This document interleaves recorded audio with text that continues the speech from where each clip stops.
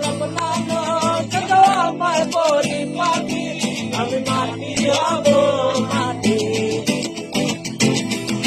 কেন বলো কান্না কাটে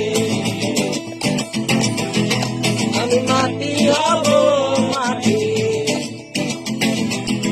কেন বলো কান্না কাটে দুই টুকরা তুলা দিও না কেন বেকরে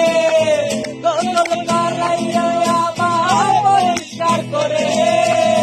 দুই টুকরা তুলা দিও